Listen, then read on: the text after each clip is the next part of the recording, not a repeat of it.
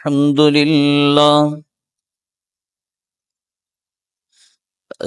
لله رب العالمين، والصلاة والسلام على سيد الأنبياء والمرسلين.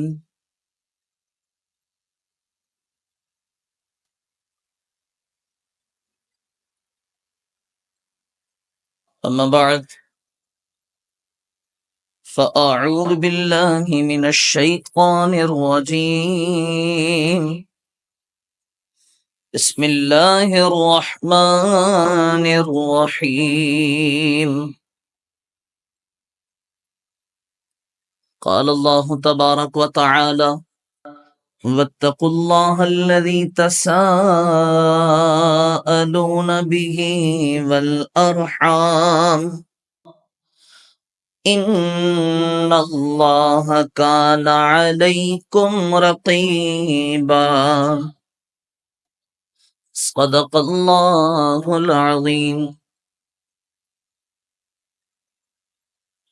إن الله وملائكته يصلون على النبي يا أيها الذين آمنوا صلوا عليه وسلموا تسليما. اللهم صل وسلم على سيدنا محمد قد ضاقت حيلتي أدركني يا رسول الله. مولاي صل وسلم دائما أبدا على حبيبك خير الخلق كلهم. وسع ذنب من بے سر و ساما مدد قبلہ دی مدد کعبہ و ایمان مدد. واہ کیا مرتبہ اے غوث ہے بالا تیرا، اونچے اونچوں کے سروں سے ہے قدم اعلیٰ تیرا. میرا خواجہ عطا رسول ہے، وہ بہار چشت کا پھول ہے، وہ بہار گلشن فاطمہ، چمن علی کا نگال ہے. باوز بلند درود پاک پڑھیں. اللہم صلی علی سیدنا و مولانا محمد وعلی آلہ وصحبہ وبارک وسلم. صلاۃ والسلام علیک یا سیدی یا رسول اللہ. اللہ رب العزت کی بارگاہ میں کروڑ کروڑ احسان، اور آقا و مولا سید عالم صلی اللہ تعالی علیہ وسلم کی بارگاہ میں لاکھوں کروڑوں درود و سلام کہ جس رب کے فضل اور محبوب کریم علیہ الصلوۃ والسلام کی نظر کرم سے ہمیں آج کا یہ برکتوں والا، عظمتوں والا، فضیلتوں والا، بلندیوں والا دن نصیب ہوا.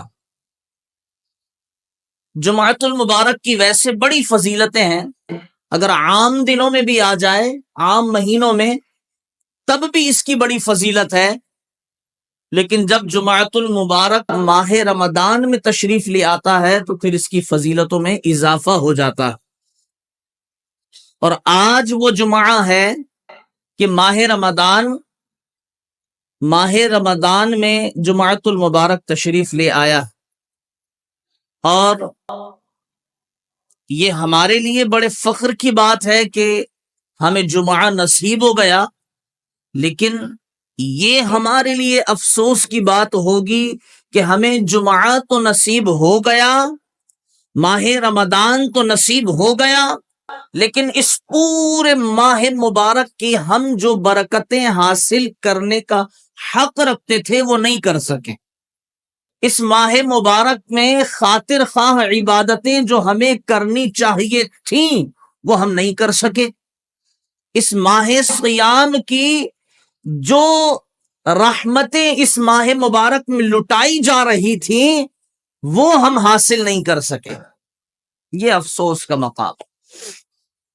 اسی ضمن میں نے ایک آیت مقدسہ پڑھی، سورۃ النساء کی پہلی آیت، اس کا آخری حصہ واتقوا اللہ الذی تساءلون بہ والارحام ان اللہ کان علیکم رقیبا.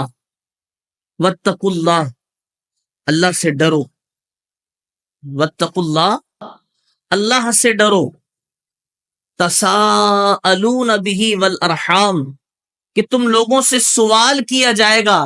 کس بارے میں؟ تمہاری رشتہ داریوں کے بارے میں، تمہارے تعلقات کے بارے میں. ان اللہ کان علیکم رقیبا. اب آج کیونکہ میں جب گھر سے نکلا تو میں نے مساجد میں سنا، کم کرتا بیانات ہو رہے تھے، کہیں شب قدر کی فضیلت، کہیں ماہ رمضان کی فضیلت، کہیں عید کی تیاریوں کے حوالے سے، کہیں جمعۃ المبارک کی فضیلت کے حوالے سے گفتگو ہو رہی تھی. لیکن آج ضرورت اس امر کی ہے کہ ہم بچپن سے سنتے آ رہے ہیں کہ بھئی ماہ رمضان کی کیا فضیلت ہے. کم کی ہے زیادہ کی ہے؟ ہم بچپن سے سنتے آ رہے ہیں کہ بھئی ماہ رمضان کی کیا فضیلت ہے، اور ماہ رمضان کی فضیلت بچپن سے سنتے سنتے پھر ہم بچپن سے سنتے آ رہے ہیں کہ بھئی شب قدر کی کیا فضیلت ہے. ہمیں ہمارے بزرگوں نے، علماء نے، سب نے بتایا کہ جناب شب قدر میں قرآن نازل ہوا تھا، یہ ایک رات 1000 راتوں کے برابر ہے، 1000 مہینوں کے برابر ہے. یہ ساری چیزیں ہم نے سن رکھی ہیں، لیکن ہمیں اگر کسی بات پر توجہ دینے کی ضرورت ہے تو وہ ہے آپس کے تعلقات، حقوق العباد. جی ہمارے یہاں پر حقوق اللہ پر تو بڑی بات ہوتی ہے، لیکن حقوق العباد پر ہمارے یہاں کوئی بات نہیں ہوتی، اور نہ کوئی کرنا چاہتا ہے نہ کوئی سننا چاہتا ہے. یار مولانا حقوق العباد پر بھی بات ہوگی اب.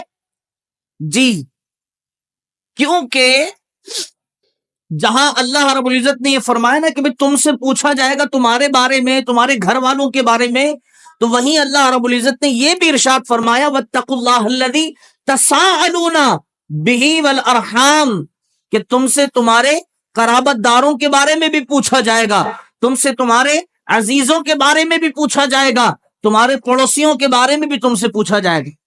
اب کیا پوچھا جائے گا ان کے بارے میں؟ کہ جناب پڑوسی گناہ کرے گا تو کیا ہمیں اس کا عذاب ملے گا؟ پڑوسی اگر کوئی غلط کام کر بیٹھے گا تو کیا ہمارے کندھوں پر آئے گا؟ نہیں. ہم سے پوچھا جائے گا رشتہ داریاں توڑنے کے بارے میں، رشتہ داریاں توڑنے کے بارے میں، عزیزوں سے، قرابت داروں سے تعلقات توڑنے کے بارے میں ہم سے پوچھا جائے گا. اور حد تو یہ ہو گئی جناب کہ رشتہ داریاں تو کیا توڑیں گے، قرابت داروں سے کیا ہم رشتہ توڑیں گے. اس معاشرے میں آج کا نوجوان وہ اپنے والدین کے آگے آنکھیں لگائے بیٹھا ہے، وہ اپنے ماں اور باپ سے ضد اور بحث کرنے کے لیے تیار بیٹھا ہے، تو وہ پھر کجا کہ ماموں اور خالہ اور چچا اور تایا ان سے رشتہ داریاں نبھانا اور ان سے تعلقات جوڑنا. پھر یہاں تو اولادیں اپنی ماں اور باپ کے آگے آنکھیں چڑھانے کو تیار ہیں، یہاں تو اولادیں اپنی ماں اور باپ کے سینے پر ناچنے کے لیے تیار ہیں. آپ یہاں بہت سارے معتکف بیٹھے ہیں اور مسجدوں میں بیٹھے ہیں. ایک صاحب مجھے ملے اور میں نے کہا کہ بھائی آپ کی تو ڈیوٹی میں بڑا اضافہ ہو گیا، اب جلدی جلدی آپ کو پہنچنا پڑتا ہے اعتکاف بچے کو ساری دینے کے لیے. دوسری مسجد کی بات، اب وہ کہنے لگی کہ امام صاحب ہم نے تو بڑا منع کیا، ہم نے تو بڑا منع کیا، بہت سمجھایا، لیکن ماننے کو تیار نہیں تھا اور زبردستی جا کر کے اعتکاف میں بیٹھ گیا. اب زبردستی جو اعتکاف میں بیٹھا ہے تو اب وہ اعتکاف میں شب قدر پا لے گا، یہ اس کی کون ضمانت دیتا ہے؟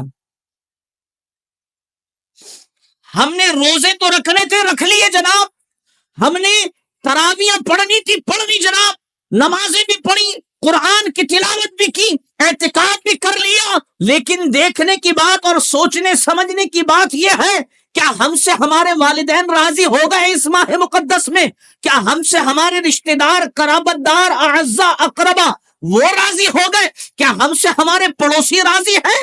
ایسا تو نہیں کہ ہم ماہ رمضان کے روزے تو رکھ رہے ہیں لیکن پڑوسی جو ہے وہ ہمیں گالیاں دے رہا ہے کہ یار یہ پڑوس میں رہنے والا یہ شخص یہ انسان بھی ہے نہیں ہے، یہ پڑوس میں رہنے والا بندہ یہ انسان بھی ہے نہیں ہے، اس کے وجود سے تو ہم بیزار آ گئے ہیں۔ تو عزیزان گرامی، سوچنے اور سمجھنے کی بات یہ ہے کہ جناب روزے تو قبول ہوں گے جب ہوں گے، نمازیں تو قبول ہوں گی جب ہوں گی، کہیں ایسا نہ ہو کہ ہمارے رشتہ دار ہماری نمازوں کے لیے رکاوٹ میں آ کر کے کھڑے ہو جائے، ہمارے والدین ہمارے لیے رکاوٹ میں آ کر کے کھڑے ہو جائیں کہ میاں کدھر نمازیں بخشوانے چلے ہو، پہلے ہمارے قرضے تو پورے کرتے جاؤ، جو تم نے ہماری حق تلفیاں کی ہیں وہ تو پورا کرتے جاؤ۔ اب یہاں پر لوگ سوچیں گے کہ یار نے تو بڑی نمازیں پڑھی ہیں، میں نے تو اعتکاف ہی اعتکاف کیے ہیں، میں نے تو 50 سال اعتکاف کیا زندگی میں نے بڑی نمازیں پڑھی، زندگی کی کوئی تراویح میں نہ چھوڑ سکا، زندگی میں 60 سال میں نے مستقل روزے رکھے، لیکن ماجرا کیا ہے؟ آج اللہ کی بارگاہ میں قبول کروانے کے لیے پہنچ رہا ہوں تو یہ صاحب آ گئے، کون ہے میں تو جانتا بھی نہیں ہوں، مطلب میاں تم ہمیں نہیں جانتے لیکن ہم تمہارے گھر کے پیچھے والے گھر میں رہتے تھے اور تم جو بڑی آواز میں گانے سنا کرتے تھے، چلو چھوڑو گانوں کو یار، تم جو تیز اسپیکر بڑے بڑے لگا کر کے نعت کی محفلیں کیا کرتے تھے اس سے ہمیں تکلیف ہوتی تھی، ہماری ماں اس کے شور سے مر گئی، اب بتاؤ تم نمازیں لاؤ ادھر، تمہاری نمازیں، یہ نمازیں ہم اپنے سوچے گا کہ یار میں کیا کروں، اب اسے اپنی نمازیں دینی پڑیں گی، اسے اپنی نمازیں دینی پڑیں گی، اپنے روزے دینے پڑیں گے، اپنے اعتکاف دینے پڑیں گے، قرآن کی تلاوتیں دینی پڑ جائیں گی کہ جناب میں نے تو یہ برابر والے کو یا گھر کے پیچھے رہنے والے کو میں نے بڑا ستایا، اب وہ نمازیں جو میں قبول کروانے اپنے لیے جا رہا تھا یہ میں مجھ سے لے کر کے چلا جا رہا، اور پھر حد یہ ہو گئی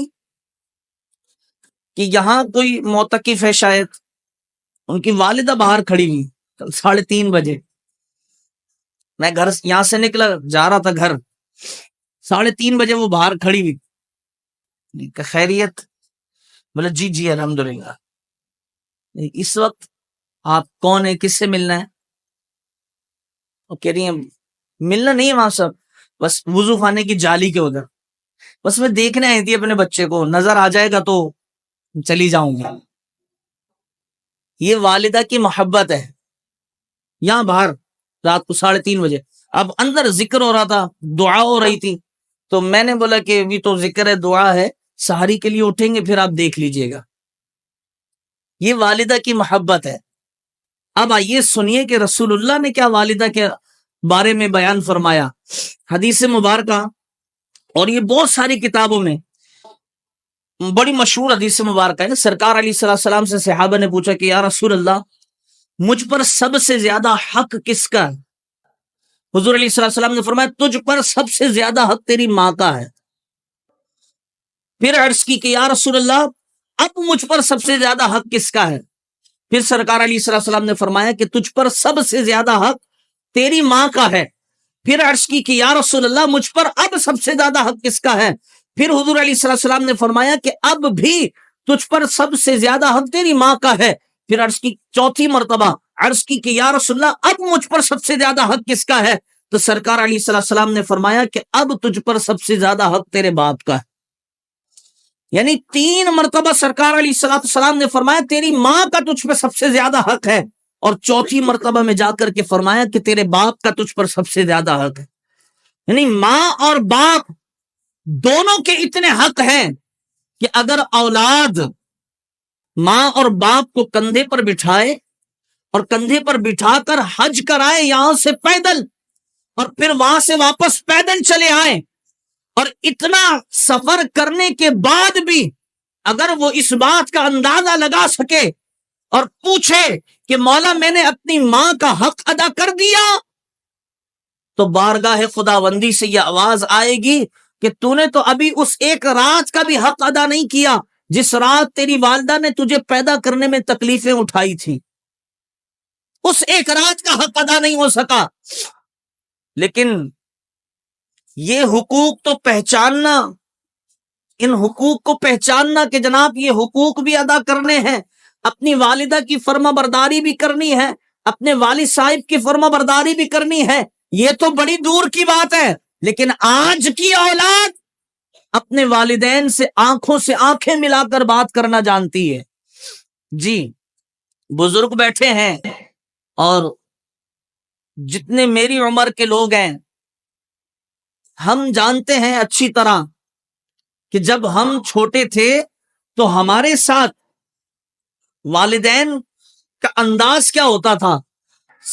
مارنے پیٹنا تو دور کی بات، ہم صرف آنکھوں پہ چلتے تھے. صرف آنکھیں ایسے ہوئی تو ہم سمجھ گئے اب ابا کیا چاہ رہے ہیں، ایسے کیا تو سمجھ گئے کہ بس اب نکل لو. لیکن آج کی اولاد، ایک تو امی ابو بھی نہیں رہے نا، اب امی ابو بھی نہیں رہے، اب ممی اور ڈیڈی ہو چکے. ہاں امی کہتی رہتی ہیں بیٹا نہیں مہمان ہے مت چھیڑو. مما آپ کو کیا پتا، یہ آج کل کے تقاضے ہیں. مہمانوں کے ساتھ بیٹھ کے کھانا چاہیے، اچھی بات ہے، مہمانوں کے ساتھ بیٹھ کر کھانا چاہیے، لیکن والدین ان کے بھی تو دل پر کوئی کچھ گزرتی ہوگی جب منع کرتے ہوں گی آج کی اولاد. اللہ رحم فرمائے. سنی حدیث مبارکہ، سرکار علیہ السلام نے فرمایا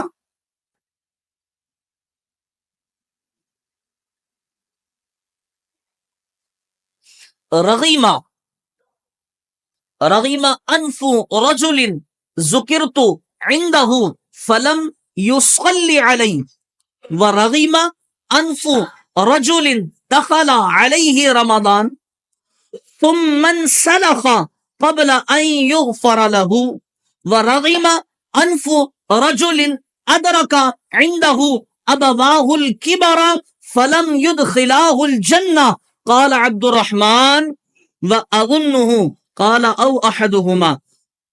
حضور علیہ السلام فرماتے ہیں کہ اس شخص کی ناک خاک آلود ہو، اس شخص کی ناک خاک آلود ہو، یعنی کہ وہ شخص نامراد ہو جائے کہ جس کے پاس میرا ذکر ہو اور وہ مجھ پر درود پاک نہ پڑے. یہ سرکار کا فرمان کہ وہ نامراد ہو جائے کہ جس کے پاس میرا ذکر ہو اور وہ مجھ پر درود نہ پڑے. پھر سرکار علیہ السلام فرماتے ہیں کہ اس شخص کی ناک خاک آلود ہو کہ جس کے پاس رمضان تشریف لے آئے اور وہ اپنی بخشش نہ کروا سکے. پھر سرکار علیہ السلام فرماتے ہیں کہ اس شخص کی ناک خاک آلود ہو، یعنی وہ نامراد ہو جائے کہ جس کی موجودگی میں اس کے والدین یا ان میں سے کوئی ایک بڑھاپے کو پہنچے اور ماں باپ کی خدمت نہ کرنے کی وجہ سے وہ اس کے جنت میں داخل ہونے کا سبب نہ بنے. یہ سرکار علیہ السلام نے حدیث مبارکہ میں صاف صاف بددعا فرمائی، بالکل سیدھے الفاظ میں، کہ وہ شخص وہ نامراد ہو جائے کہ جس کے والدین بڑھاپے کو پہنچ رہے ہوں اور وہ اپنے والدین کی خدمت کی وجہ سے اپنی بخشش نہ کروا سکے. ایک تو والدین کی خدمت نہ کرنے کا، اور پھر دوسرا کہ اپنی بخشش نہ کروانے کا، سرکار علیہ السلام کی بددعا مول لینے کا. اتنے سارے عذابات ہیں. عزیزان گرامی، اگرچہ یہ گفتگو ہماری، آپ یہ سوچیں کہ یار ایک رسمی گفتگو ہے، ہر جمعہ آتا ہے اور یہ گفتگو ہوتی ہے اور جمعہ نکل جاتا ہے، لیکن آپ یہ سوچئے جناب اور اس بات پر توجہ دیجئے کہ یہ گفتگو، یہ جو مولانا صاحب بیٹھے ان کی گفتگو نہیں ہے، یہ جو سامنے بیٹھ کر کے تقریر کر رہے ہیں یہ ان کی باتیں نہیں ہیں، یہ باتیں اللہ اور اس کے رسول کی باتیں ہیں، اور یہ ہمیں سمجھا رہے ہیں. یہ ہمیں کسی ادھر ادھر کے بارے میں نہیں سمجھا رہے، بلکہ ہمیں اپنے والدین کے بارے میں سمجھا رہے ہیں. ہمیں اپنے والدین کی تربیت کو مد نظر رکھنا چاہیے، یہ باتیں سمجھا رہے ہیں تو ہمیں پھر سمجھنا بھی چاہیے. میری نظر سے ایک ویڈیو گزری، شاید آپ کی نظر سے بھی گزری ہو، کہ ایک اولاد ہے، اب وہ کہاں کی ویڈیو ہے پتہ نہیں، لیکن ہے بڑی دردناک۔ ایک اولاد ہے، وہ اپنی ماں کو بستر کے ایک طرف زمین پر بٹھا کے اور ایسے گلا پکڑا، لڑکا اپنی ماں کا گلا ایسے ہاتھ میں ایسے دبایا ہو، اور بہو ہے یا کون ہے پتہ نہیں، وہ ڈنڈے سے اس عورت کو، بڑھیا کو مار رہی ہے۔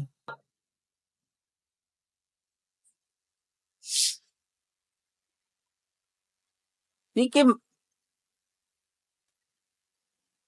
آج والدین کا ادب و احترام، میں ابھی یہ تقریر کر رہا ہوں نا، پیچھے بھی میں نے اس طرح تقاریر کی ہیں، جب مسجد سے نکلتا ہوں نا تو جتنے والدین ہیں وہ مجھ سے کہتے ہیں امام صاحب آپ نے بہت اچھا بیان کیا ہے، ہماری اولادیں ہاتھ سے نکل چکی ہیں۔ ماں اور باپ کی امپورٹنس اگر جاننی ہے، اللہ نے قرآن میں، آپ نمازوں میں کیا پڑھتے ہیں؟ ربی اغفر لی ولی والدی وللمؤمنین یوم یقوم الحساب۔ اب بتائیے کہ ہمارے جو ماں باپ ہیں یہ مومن نہیں ہیں؟ جی، ہمارے جو والدین ہیں یہ ایمان والے نہیں ہیں، ہے نا؟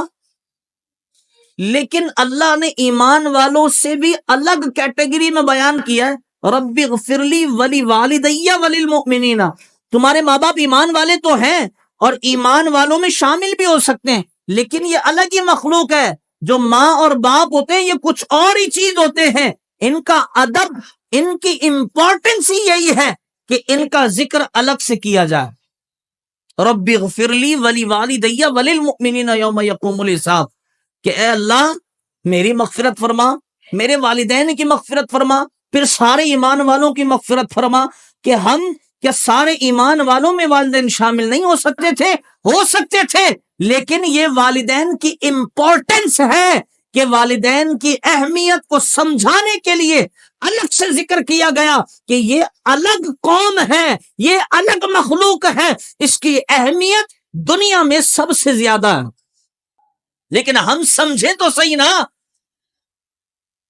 ہمیں اپنے ماں باپ کے درد کا احساس نہیں ہے، ہمیں اپنی ماں کے رونے کا احساس نہیں ہے، تو پھر اس بات پر ہم کیا تقریر کریں کہ فلسطینی ماں بہنوں کی طرف تو دیکھو، اپنی ماں کی طرف دیکھنے کو ہماری جو غیرت گوارا نہیں کر رہی، تو ہم فلسطینی ماں کی، ان کی آنکھوں کے آنسو کیسے پہنچیں گے؟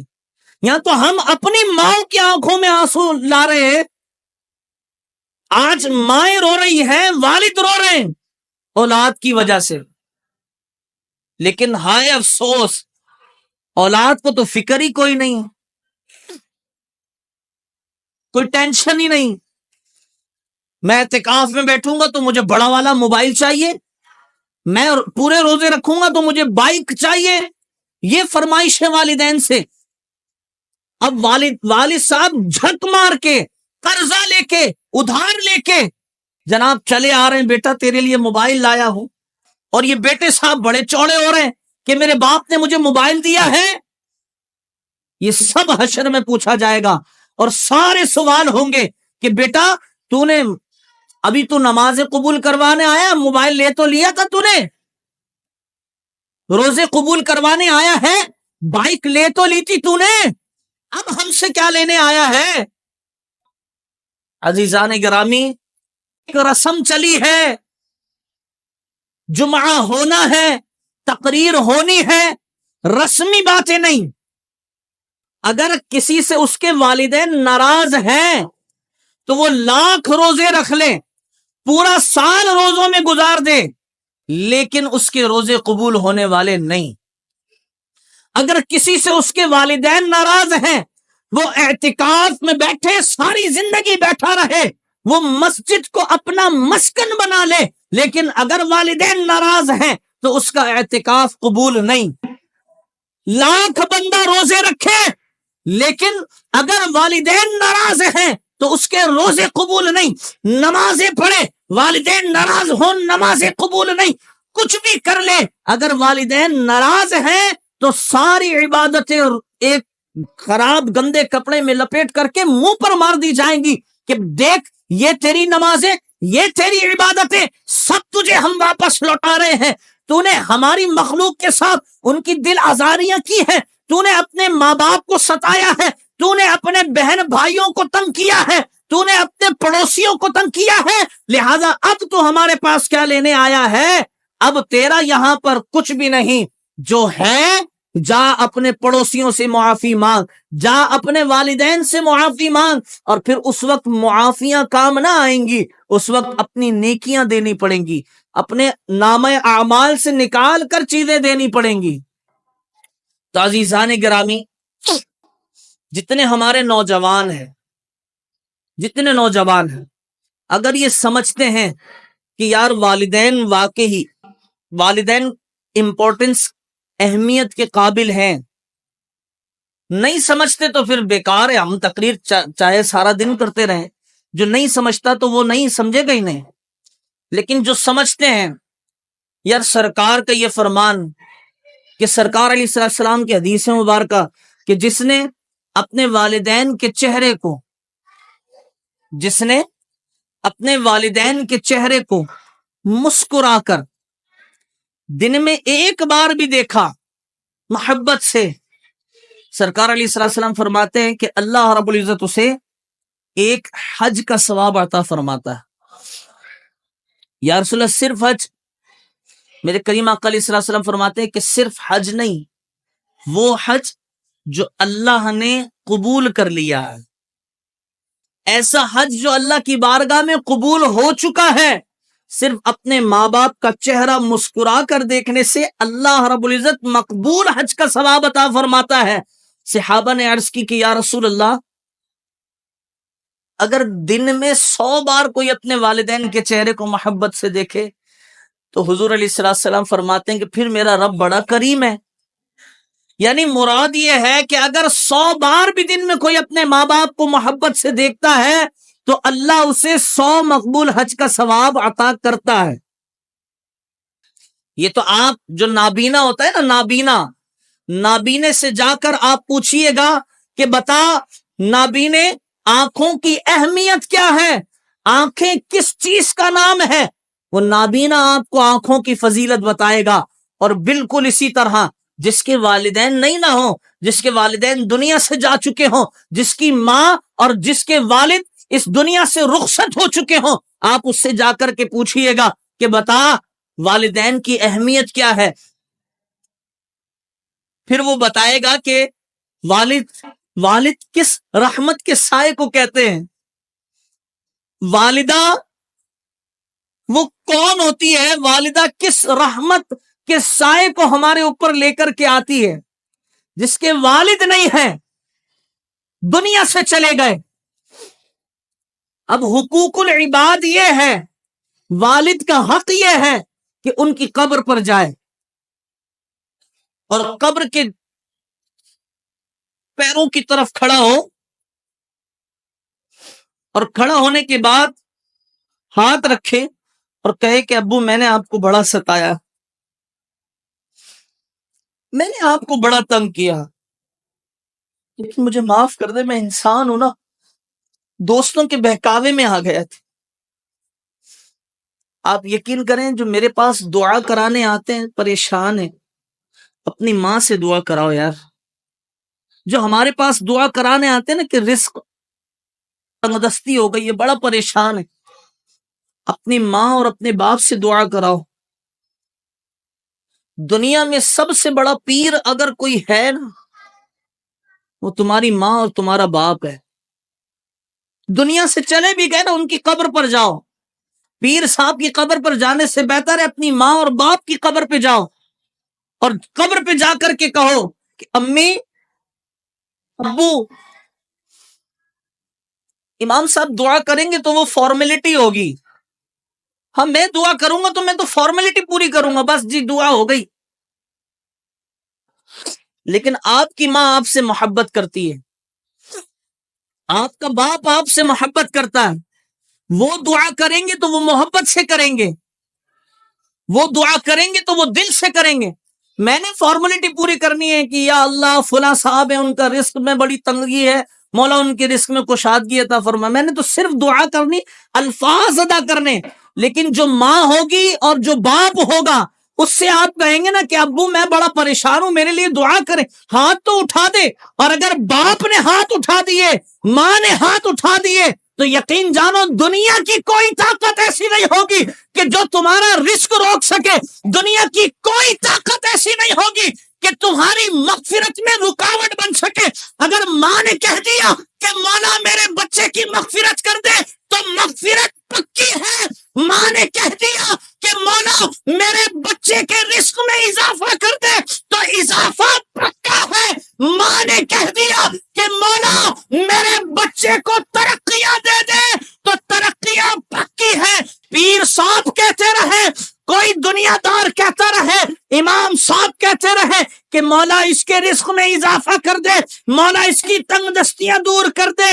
لیکن یقین کیجئے جناب، ماں کی دعا اور ایسے لاکھ پیروں کی دعا، اس ایک ماں کی ایک دعا ان لاکھوں پیروں کی دعاؤں سے بڑھ کر کے ہوگی انشاءاللہ.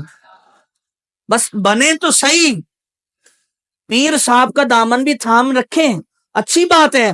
لیکن ایسا نہیں ہے کہ جناب دن ہو یا رات ہو، صبح ہو یا شام ہو، پیر صاحب کے دامن سے لپٹے رہے. وہاں ماں کا کیا حال ہو رہا ہے؟ ماں بیمار ہے، کھانس رہی ہے، لیکن جناب کچھ بھی نہیں، ہم تو پیر صاحب کے پاس ہیں.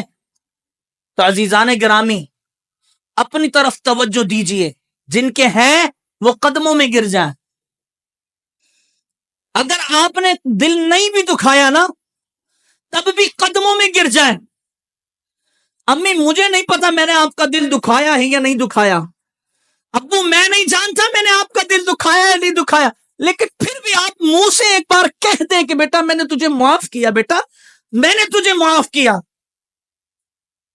آپ یقین جانیے کہ یہ رمضان روزے یہ تو ایسے قبول ہوں گے، ایسے. بس اپنے اوپر توجہ کریں. آج یہ جو حالات کی خرابیاں ہیں، یہ جو تنگ دستیاں ہیں، رحمتوں کا اٹھ جانا ہے، اس کی کوئی اور وجہ نہیں، یہ حرکتیں ہماری. اللہ کرے کہ ہم اپنے والدین کا ادب کرنے والے بن جائیں. اللہ کرے کہ ہم اپنے والدین اور دیگر سے محبت کرنے والے بن جائیں.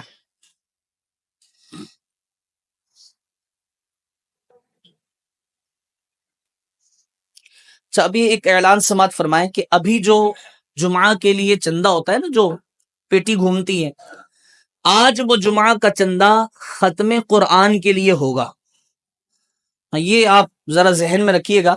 ویسے بھی آپ اگر مسجد میں کوئی اپنی رقم دیا کرے نا تو آپ اس رقم کو مکمل اختیارات کے ساتھ دیا کرے کہ یہ پورے اختیارات.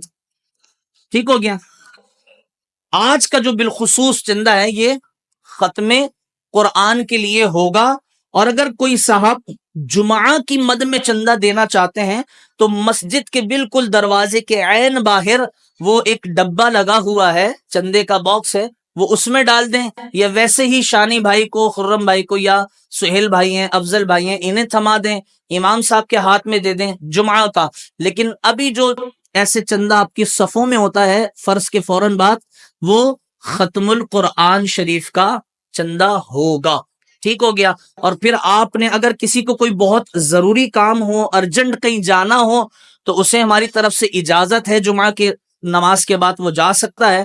لیکن کوئی ایسی خاص مصروفیت نہیں ہو تو آپ رکیے گا. پچھلے سال کی طرح اس سال بھی انشاءاللہ ہم جمعۃ المبارک کے اس دن کو بڑی ہی شان و شوقت سے منائیں گے انشاءاللہ، اور آپ سبھی کو بھی مزہ آئے گا. جمعہ کے فوراً بعد علامہ ثاقب رضا اتاری مدنی صاحب دامت برکاتہم العالیہ تشریف لائیں گے اور وہ اپنے ایک مخصوص انداز میں ثناء پیش کریں گے، اور پھر الوداعی کلام جو ہوتا ہے ماہ رمضان کا وہ پیش کیا جائے گا، پھر صلاۃ السلام ہوگا. وآخر دعوانا ان الحمد للہ رب العالمین.